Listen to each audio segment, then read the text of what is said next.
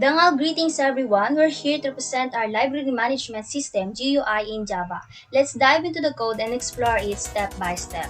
Firstly, we have the import statements. These are essential as they bring necessary packages from the Java API for GUI components and utilities.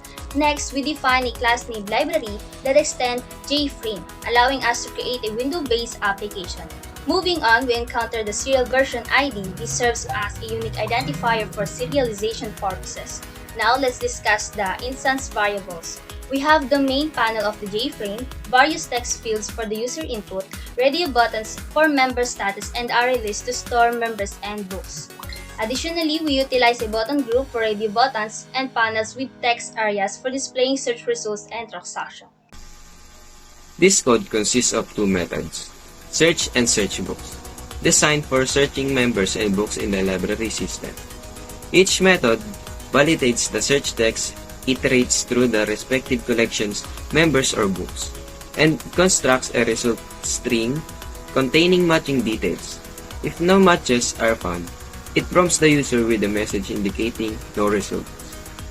These methods streamline the process of locating members and books within the library, enhancing user experience and efficiency. Everyone, I'm Liezel. I'm explaining for adding new members. So, the feature responsible for adding new members in the library management system is contained with an action listener linked to the Add Member button. Upon button click, the system verifies if all necessary fields such as name, ID, and contact numbers are correctly filled out. If validated, it proceeds to extract the input values, determine membership status, and check ID and contact numbers format using regular expression. If formats are valid, a new member object to create added to member array list, updating the transaction log, a search operation that refreshes the display member list. If invalid formats are detected, a warning message is displayed using show message dialog to alert the user. The details process ensure accurate members addition while upholding data integrity with the library system. First, a J button called btn add books is created in the block. This button is a representation of the button used to add books to the library system. An action listener that is connected to this button is waiting for the button click event.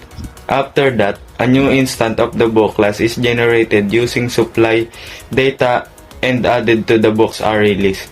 Lastly, a J button called btn clear books is made, and when pressed, it enables the user to clear the input fields. For adding books, the insertion of new books to the library system is handled by this block of code, which also makes sure that the input fields are checked and logs the transaction data for future use. Borrow book button. When the borrow book button is clicked, it obtains the text entered into a text field or TXT search borrow. It then searches through a collection of books or book array list for a match to the entered text. If a match is identified, it determines whether the book is accessible for borrowing. If available, it changes the book state's display a success message and records the transaction information in a text area or TXT transactions. If the book is already borrowed, it will display a warning message. For return book, when you click the return book button, it functions the same to the borrow book button. It pulls text from search field, navigates through the book collection, determines whether the book is borrowed, and updates its status accordingly. It then displays a success message and records the transaction information. If the book is already available, it will provide a warning message. And for user convenience, the search text field is cleared after each operation. Transaction logging refers to the process of recording details of the transactions. Logging borrowing transactions, it records borrowing transactions and collect information about the borrowed book, such as its title, author, genre, ISBN, and availability status. It also records the transaction status indicating that the book has been borrowed. All these details are then appended to the text transaction text area, providing a chronological record of borrowing activities. Each transaction is separated by a line to maintain clarity and readability in the log. Logging returning transactions. It obtains information about the return book such as title, author, genre, ISBN, and availability status. The system modifies the book's availability to available and record this change. It adds this data to the text area that named text A transaction. To keep things organized and easy to understand, each return transaction is separated by line. Dangal greetings everyone, my name is Jazrel N Fortin from 1ITV and now I will explain to you all about this code. This code defines a class name member that represent a member within a system.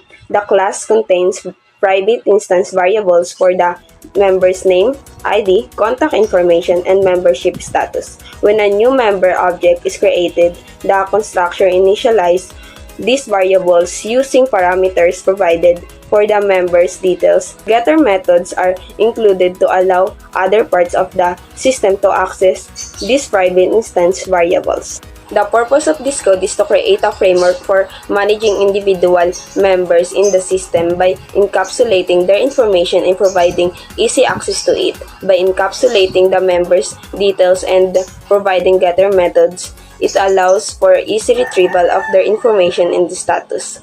This structure approaches efficient storage and retrieval of member data, facilitating organization and management within the system. In short, this code defines a member class with private instance variables for storing member details and providing getter methods for accessing this information. It serves as a foundation for creating and managing individual members within the whole system. Thank you. The provided code defines a Java class named book. This class represents a book object and includes various attributes and methods to interact with these attributes. The class includes the following private attributes. The title. Title represents the title of the book. Author represents the author of the book. Genre represents the genre of the book. ISBN represents the International Standard Book Number or ISBN of the book. Ability represents the ability status of the book. Borrowed represents whether the book is current borrowed or not. The class also includes the following public methods. Books. Constructor methods that initializes the attributes of the book with the provided values. Get title. Methods to retrieve the titles of the book. Get author. Method to retrieve the author of the book. Get genre. Method to retrieve the genre of the book. Get ISBN. Method to retrieve the ISBN of the book. Is borrowed. Method to check if the book is currently borrowed. Get ability. Method to retrieve the ability status of the book. Set borrowed. Boolean borrowed. Method to set the borrowed status of the book. The constructor method initializes the attributes of the book with the provided values and set the initial borrowed state to false, indicating that the book is not currently borrowed. The provided methods allow for the retrieval of the book information such as the title, author, genre, ISBN, and ability of status. Additionally, the set borrowed boolean method allows the update of the borrowed status of the book. Overall, the book class provides a blueprint for creating and managing book objects in a Java program.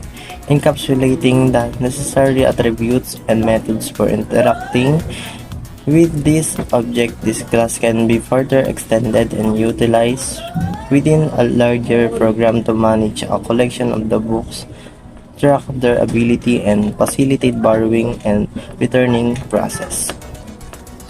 Utilization of components for searching. First, we have a text search, a J field that will get the user input. Second, we have a text search result, a J text area that will display the user input. Third, we have a BTN search, a J button that will search for a book. Next, we have a BTN search member, a J button that will search for a member. Initialization of components for borrowing and returning book. First, we have a text search borrow, a J text field that will get the user input. Next, we have a BTN borrow book, a J button that will process the borrowing of the book. Next, we have a BTN return borrow. This J button will process the returning of the book. Next, we have a TXT, a select book, a J text area that will display the book selected. Next, we have a TXT, a transaction. This will display the transaction happened. Initialization of components for adding member. First, we have a TXT name, a JText field that will get the username. Next, we have a TXT ID, a JText field that will get the user ID. Next, we have a TXT contact, a JText field that will get the user contact.